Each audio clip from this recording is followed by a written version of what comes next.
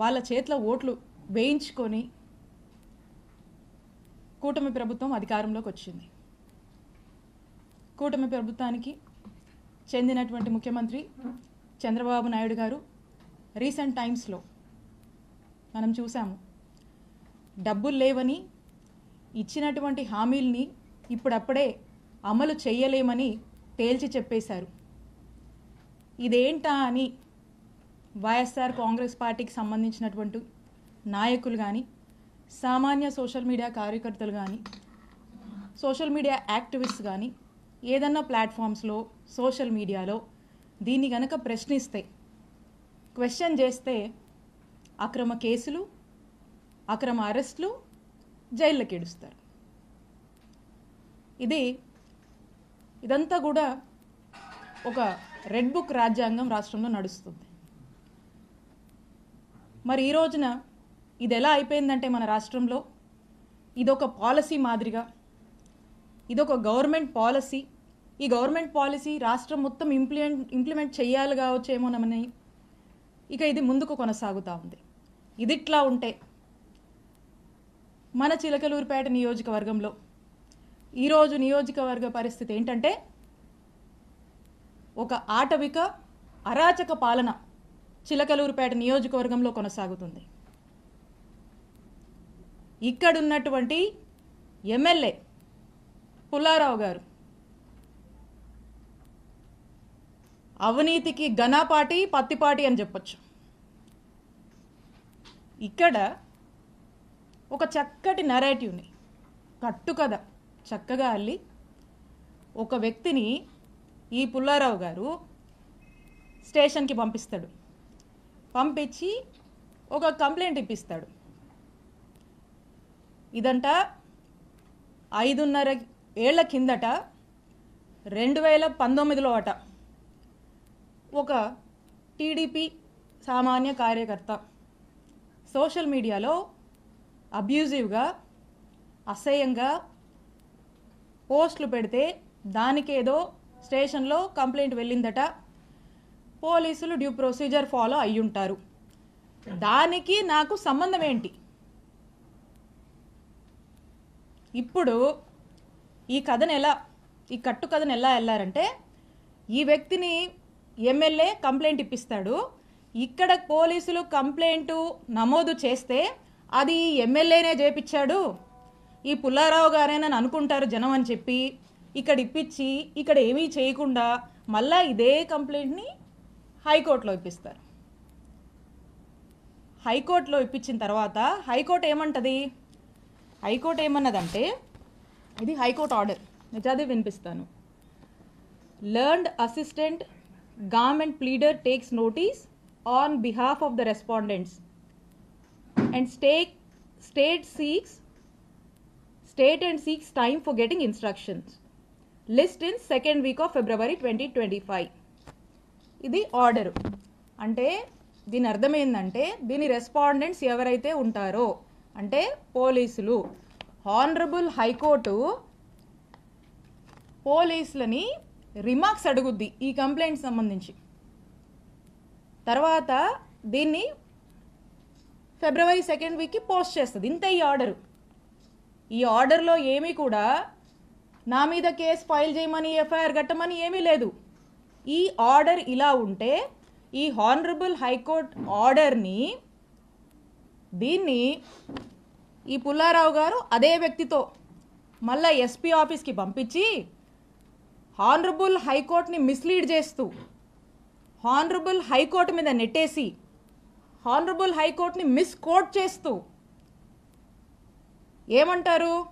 Honourable high court నా మీద, ఆవిడ మీద కేసు కట్టండి అని చెప్పారని హానరబుల్ హైకోర్టు మీద నెట్టి ప్రజల్లోకి కోర్టే కేసు కట్టమని చెప్పిందని చెప్పి పంపించేటువంటి ఫ్రీలర్స్ ఇచ్చి ఒక ప్రయత్నం చేసి, అంతలోపే ఇక్కడున్నటువంటి పోలీసులు నా మీద కేసు కట్టారు, ఎస్సీ ఎస్టీ అట్రాసిటీ పెట్టారు. పూర్తిగా అవాస్తవాలతో ఒక కథల్ని, ఈ కథలో ఇక్కడే మనం దీన్ని నిజం చేస్తే జనం అనుకుంటారని అక్కడ దాకా పంపించి అక్కడ ఏం డైరెక్షన్ హానరబుల్ హైకోర్టు నుంచి ఏ డైరెక్షన్ లేకపోయినప్పటికి కూడా ఇక్కడ పోలీసుల్ని ప్రెజర్ చేసి జనాల్లోకి కోర్టే విధించమని చెప్పిందని కోర్టుని మిస్లీడ్ చేస్తూ ఇక్కడ కేసు కట్టారు. ఎంత డ్రామానో చూడండి. ఇదిట్లా ఉంటే రాష్ట్రంలో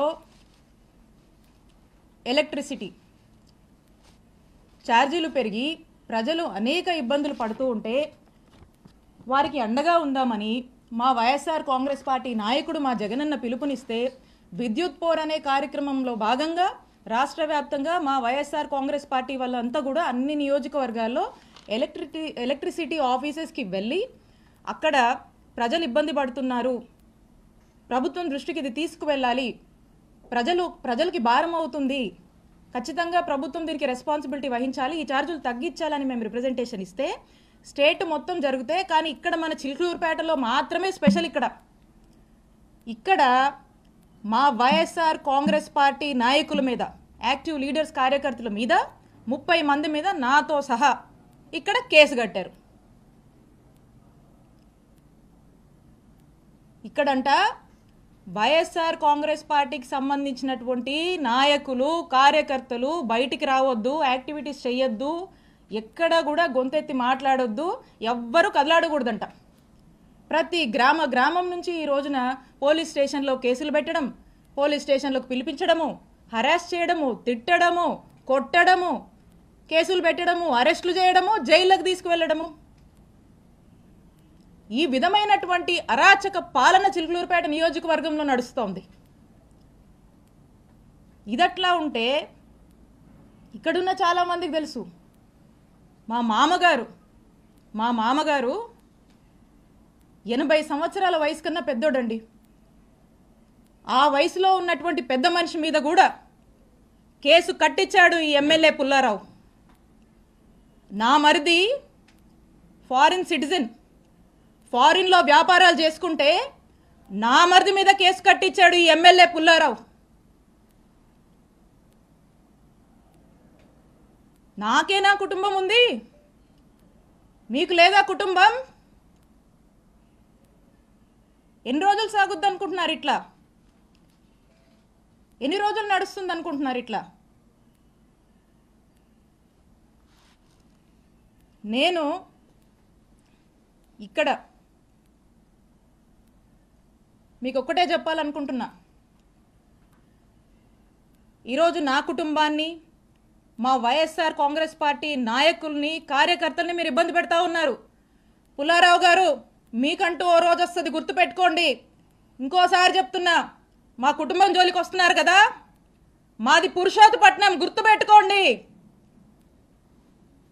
ఊహించుకోండి ఒకసారి. నేను ఇక్కడ మీ మీద గెలిచి మిమ్మల్ని ఇంట్లో కూర్చోబెట్టాను. ఇక్కడ 5 ఏళ్ళు నేను పనిచేశా, నేను ఎమ్మెల్యేగా చేశా, నేను మంత్రిగా పనిచేశా. కానీ ఎక్కడ కూడా ఇలాంటి వాతావరణాన్ని క్రియేట్ చేయాల, ఇలాంటి అరాచక పాలనకు మేము ప్రోత్సహించలా.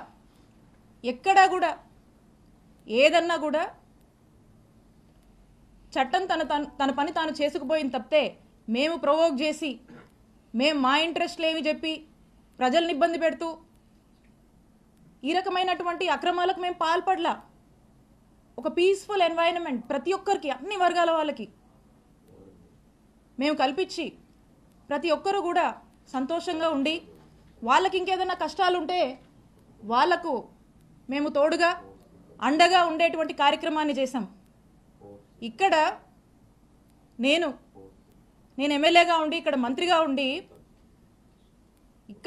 ఇక్కడున్నటువంటి ప్రజలకు కొన్ని వేల కోట్లతో గవర్నమెంట్ హాస్పిటల్ నిర్మాణం చేస్తే, ఈ రోజున మన చుట్టుపక్కల ఉన్నటువంటి నియర్ బై ఉన్నటువంటి జిల్లాల్లో వాళ్ళు కూడా, మనకి ఇటు ఉన్నటువంటి ఊర్లలో అందరూ కూడా చక్కగా వచ్చి ఈరోజు వేల సంఖ్యలో చక్కటి వైద్య సేవలు పొందుతున్నారు. ఎప్పుడో చిరకాలపు కలగా ఈ చిలుకూరుపేట ప్రాంత ప్రజల కలగా ఏదైతే బైపాస్ ఉందో, ఆ బైపాస్కి సంబంధించి ఏదైతే ల్యాండ్ ఎక్విజిషన్లో భాగంగా రైతులకు డబ్బులు రావాల్సి ఉందో ఆ డబ్బులను ప్రభుత్వం ఏదైతే వాటా చెల్లించాల్సి ఉందో ఆ వాటాని కూడా జగనన్న ప్రభుత్వం ఆ రైతులకు చెల్లించి కోవిడ్ టైంలో అనేక ఇబ్బందుల వల్ల ఈ ప్రాజెక్టు కాస్త ఆగిపోయి వెనకబడి ఉంటే కూడా వాళ్ళందరినీ పిలిచి ఆ కాంట్రాక్టర్ని పిలిచి వాళ్ళకు మోటివేషన్ ఇచ్చి వాళ్ళకు ప్రభుత్వం వైపు నుంచి కావాల్సినటువంటి సపోర్టు పూర్తిగా ఇచ్చి రాత్రింబగలు వాళ్ళు పనులు కంప్లీట్ చేసి శరవేగంగా పనులు పూర్తి చేసి బైపాస్ని అందుబాటులోకి తీసుకురావడానికి ఎంత కృషి చేశాము. ఈరోజు చూస్తే ఎక్కడి నుంచో చెన్నై నుంచి కడప నుంచి వచ్చిపోయే వాళ్ళందరూ కూడా ఈరోజు ఎంత కమ్యూట్ బాగుందని చెప్పి హర్షించేటువంటి పరిస్థితి. ఈరోజు ప్రతి ఒక్కరు కూడా యాక్సిడెంట్లు తగ్గి సంతోషంగా ఉన్నటువంటి పరిస్థితి. అలాగే చిలకలూరుపేట పట్టణ ప్రాంతానికి సంబంధించి అమృత్ పథకం చివరి దశలో ఉంది. ఆ చివరి దశలో ఆ కొన్ని పనులు జరిగితే ఆ ప్రాజెక్ట్ కంప్లీట్ అయిపోతుంది. దాని మీద దృష్టి పెట్టండి. లేదు, మీ దృష్టి దీని మీద లేదు. మీ ప్రభుత్వం పుణ్యమా అని ఈరోజు చూస్తున్నారా నియోజకవర్గంలో వ్యవసాయం చేసుకునేటువంటి రైతులు పత్తి మిర్చికి సరైన గిట్టుబాటు ధర లేదని చెప్పి ఏడుస్తున్నారు. మీ ప్రభుత్వం పుణ్యమా అని నిత్యావసరాల ధరలు, ఆ వస్తువుల ధరలు పెరిగి సామాన్యుడు కొనుక్కోలేక ఎన్ని ఇబ్బందులు పడుతున్నారో ఒకసారి తెలుసుకోండి. మీ ప్రభుత్వ పుణ్యమా అని వ్యాపారస్తులు వ్యాపారాలు సరిగా సాగక ఆ వ్యాపారం సాగించాలన్నా మీరు పెట్టే ట్యాక్సులు, మీరు అడుగుతున్నటువంటి మెంబర్షిప్లు కట్టలేక ఎన్ని ఇబ్బందులు పడుతూ తలబాదుకుంటున్నారో తెలుసుకోండి. ఇవేవి మీకు పట్టవు. పూర్తిగా మీ ఫోకస్ రెండు అంశాల మీదే. ఆ రెండు అంశాలు ఏంటంటే ఒకటి, విడుదల రజనీ మీద కేసు పెట్టాలి, విడుదల రజనీ కుటుంబ సభ్యుల మీద పెట్టాలి, వైఎస్ఆర్ కాంగ్రెస్ పార్టీ కుటుంబ సభ్యులందరి మీద కూడా పెట్టాలి. ఎవ్వరూ కదలాడకూడదు, హింసించాలి, జైళ్ళ దాకా తీసుకువెళ్ళాలి, అక్రమ కేసులు, అక్రమ అరెస్టులు చేయాలి. ఇదొక ఇంట్రెస్ట్ అయితే మీకు ఇంకొక ఇంట్రెస్టు హ్యాపీగా జోబులు నింపుకోవాలి. సామాన్యుల్ని కూడా ఇబ్బంది పెట్టి అక్రమంగా డబ్బులు సంపాదించాలి, మీ జోబులు నింపుకోవాలి. దోపిడీ, అక్రమ సంపాదన, అక్రమ కేసులు, అక్రమ సంపాదన, ఈ రెండింటి మీదే మీ 100% ఫోకస్ ఉంది. దీంట్లో 10% అయినా ఇంత హ్యూజ్ మ్యాండేట్ ఇచ్చారు ఈ జనానికి. వీళ్ళు ఏ సమస్యల్లో ఉన్నారు, ఈ సమస్యల గురించి పట్టించుకుందాం, వీళ్ళకు మేలు చేద్దామని దీంట్లో 10% మీరు పనిచేసినా ఈ నియోజకవర్గం బాగుపడుతుంది. కానీ ఇవేవి పట్టవు, ఇవేవి మీకు పట్టట్లేదు. ఒక్కసారి ఆలోచన చేయండి. మేము అధికారంలో ఉన్నప్పుడు, నేను ఎమ్మెల్యేగా ఉన్నప్పుడు, నేను మంత్రిగా ఉన్నప్పుడు ఒక్కసారి 2014 నుంచి 2019 వరకు మీరు చేసినటువంటి అక్రమాలు, ఇల్లీగల్ యాక్టివిటీస్, మీరు చేసినటువంటి స్కాములు, మీరు చేసినటువంటి పాపాలు ఇవన్నీ ఏంటా అని ఇక్కడున్నటువంటి ఒక సామాన్య జర్నలిస్టు మిమ్మల్ని ప్రశ్నిస్తే, జర్నలిస్టు మర్డర్ల దాకా కూడా మీరు చేసినటువంటి పాపాల గురించి నేను ఒక్కరోజు ఆలోచించుంటే ఏమైండేవాళ్ళు పుల్లారావు గారు? మీరు ఏమైండేవాళ్ళు? ఒక్కసారి ఆత్మవిమర్శ చేసుకోండి. నా మీద పెట్టిస్తారా కేసులు? మా నాయకుల్ని వేధిస్తారా? వైఎస్ఆర్ కాంగ్రెస్ పార్టీని గొంతు నొక్కేస్తారా ఇక్కడ మీరు? ఇవేమి సాగవు, ఇవేమి కుదరవు.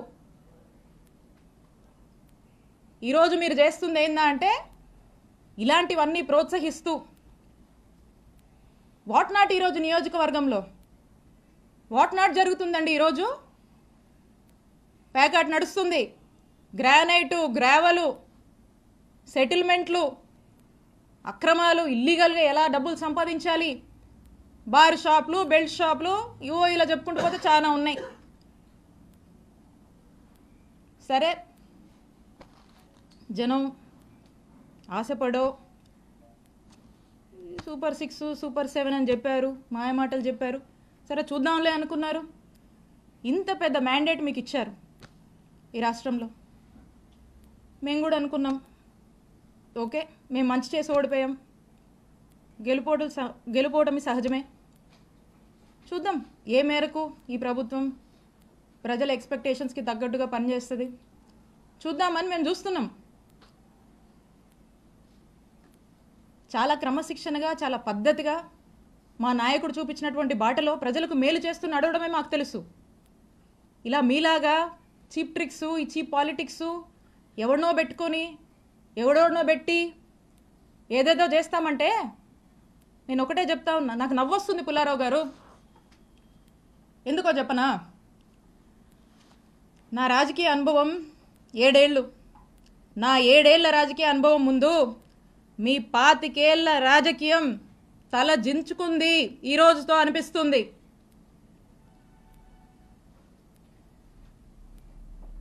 అక్రమ కేసులు కడతారా? అక్రమ కేసులు పెడతారా? భయపెట్టాలని చూస్తారా? మీరు నన్ను కానీ, మా కుటుంబ సభ్యుల్ని కానీ, మా నియోజకవర్గ ప్రజల్ని కానీ, అండ్ ఎస్పెషలీ మా వైఎస్ఆర్ కాంగ్రెస్ పార్టీ నాయకుల్ని, కార్యకర్తల్ని, వైఎస్ఆర్ కాంగ్రెస్ పార్టీ కుటుంబ సభ్యులు, ఇక్కడ ఉన్న వాళ్ళందరినీ కూడా, కుటుంబ సభ్యులందరినీ కూడా బెదిరించి, భయపడి, అక్రమ కేసులు పెట్టి, అక్రమ అరెస్టులు చేస్తే ఎవ్వరం భయపడం. మీరు పెట్టిన ప్రతిసారి ఇంకా బలంగా ఎదుర్కొంటాం, ఇంకా బలంగా నిలబడతాం, ముందుకు వెళుతాం. మీరు అనుకుంటున్నారేమో ఇంకో 4 ఏళ్ళు కదా, అంటే వింటున్నాం లాలీలు చెప్తుంటే, ఇంకో 4 ఏళ్ళు కదా హ్యాపీగా వీలైనంత అవకాశం ఉన్నంత వరకు దోపిడీ చేసి, ఇల్లీగల్ పనులన్నీ చేసి, జోబులు నింపుకొని, ఓ బ్యాగ్ నుండి సంపాదించుకొని రిటైర్ అయిపోదాం అనుకుంటున్నట్టున్నారు. ఇప్పటి నుంచి మొదలుపెట్టినా నేను ఇంకో 30 నుంచి 40 సంవత్సరాలు రాజకీయాలు ఇక్కడే చేస్తాను. గుర్తుపెట్టుకోండి, 30 నుంచి 40 సంవత్సరాలు ఆ దేవుడు చల్లగా చూస్తే మీరెక్కడున్నా, ఏ ఊళ్ళో దాక్కున్నా మిమ్మల్ని లాక్కొచ్చేది ఖాయం. వడ్డీతో సహా విత్ ఇంట్రెస్ట్ నీకు తిరిగిస్తాం.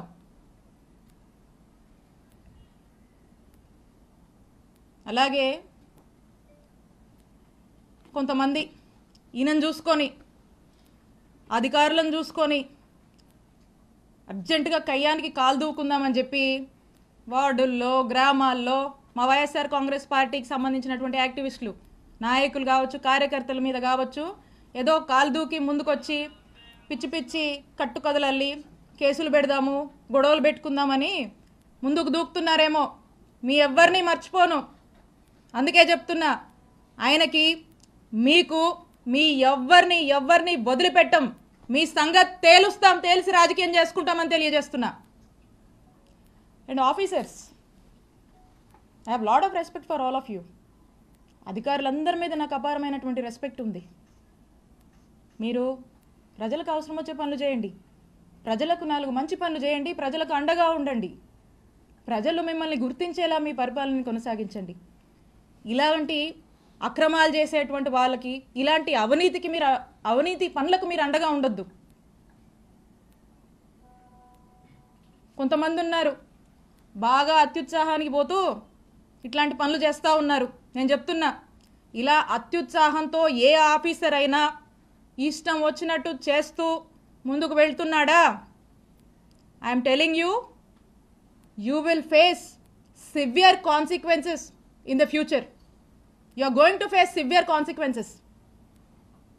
నేను హెచ్చరిస్తున్నా, అత్యుత్సాహం చూపించేటువంటి ఆఫీసర్లని, మరింత అత్యుత్సాహం చూపిస్తున్నటువంటి కొంతమంది టీడీపీ వాళ్ళని, ఇక్కడున్నటువంటి ఎమ్మెల్యే పుల్లారావు గారిని, మీరు మా జోలికొస్తే మమ్మల్ని తప్పుడు కేసుల్లో ఇరికిచ్చి నానా ఇబ్బందులకు మమ్మల్ని గురి చేస్తే, I'm telling you note this, for every action there is an equal and opposite reaction. Newton's 3rd law గుర్తుపెట్టుకోండి. For every action of yours there is going to be an equal and opposite reaction from us when day comes, when time comes. మాకంటూ ఒక రోజు వస్తుంది, మా జగనన్న ప్రభుత్వం మళ్ళీ ఒక రోజు వస్తుంది, తేలుస్తాం మీ సంగతి.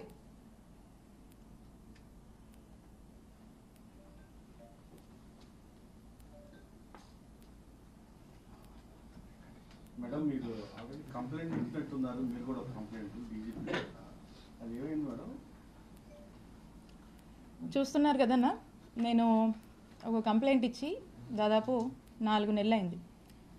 ఈ 4 months నుంచి చూస్తున్నా దాని మీద నో స్టేటస్. వాళ్ళకి దాని మీద ధ్యాస ఉంటాయి కదా. అప్పుడెప్పుడో 2019లో అంట అది జరిగిన దాని మీద ఇప్పుడు కేసులు కడుతున్నారు. అది జరిగినట్టు మ్యానిపులేట్ చేసి కేసులు కడుతున్నారు. ఇప్పుడు మేము ఇస్తే ఆ కంప్లైంట్లు పట్టవంట వాళ్ళకి. సో ఖచ్చితంగా దీని మీద నేను పోరాడతాను, దీన్ని వదిలిపెట్టను. తొందరలో దీన్ని నేను ముందుకు వెళ్ళి న్యాయస్థానాన్ని కూడా నేను ఆశ్రయిస్తాను. మేడం గ్రావెల్ వ్యవహారం ఏదో ఉందని స్కామ్ ఏదో చేశారని చెప్తున్నారు, ఆరోపణ వస్తా ఉంది. ఏదన్నా గ్రావెల్ కి సంబంధించి ఏది? క్రషర్స్ కి ఓ రైట్. ఇప్పుడు మాట్లాడుకున్నాం కదా ఒక కట్టుకథ గురించి. ఇప్పుడు ఇలాంటి కట్టుకథే ఆ క్రషర్కి సంబంధించి కూడా. దీని స్క్రీన్ ప్లే, డైరెక్షను, ప్రొడక్షను ఇదంతా ఎవరో ఏంటో దీని మీద మళ్ళీ స్పెసిఫిక్గా సమయం వచ్చినప్పుడు మాట్లాడి క్లియర్గా చెప్తా. ఇది కూడా ఇలాంటి ఒక కట్టుకథే. ఎప్పుడు ప్రజల్లో డిఫేమ్ చేయాలి, పదే పదే హ్యూమిలియేట్ చేయాలి, భయపెట్టాలి, ఇబ్బంది పెట్టాలి, అల్లరి చేయాలి, అవాస్తవాల్ని వాస్తవాలుగా చూపించేటువంటి ఒక ప్రయత్నంలో భాగంగానే ఇది కూడా ఒక నెరేటివ్ బిల్డ్ చేశారు. దీని గురించి కూడా ఖచ్చితంగా సమయం వచ్చినప్పుడు నేను మాట్లాడతా. నేను ఒకటే చెప్తా ఉన్నా, నేను ఎమ్మెల్యేగా పనిచేశా, నేను మంత్రిగా పనిచేశా, నేను దేనికైనా ఏ ఛాలెంజ్కైనా సిద్ధమే. నేను ఏ రోజు ఏ తప్పు చెయ్యలా. నన్ను డైరెక్ట్గా ఎదుర్కోలేక, ఒక బీసీ మహిళగా నన్ను డైరెక్ట్గా ఎదుర్కోలేక, ఒక మహిళ అని కూడా చూడకుండా ఇబ్బంది పెట్టాలి అని ఇబ్బందికి పెట్టేటువంటి ఒక ప్రయత్నంలో భాగంగా ఇదంతా జరుగుతుంది. సో కాబట్టి ఖచ్చితంగా దీని గురించి సమయం వచ్చినప్పుడు మాట్లాడతా. నేను ఏ తప్పు చేయలేదు. మీరు ఏం ఎంక్వైరీలు వేసుకుంటారో వేసుకోండి, ఏమన్నా చేసుకోండి, నేను భయపడను, నేను తప్పు చేయలేదు.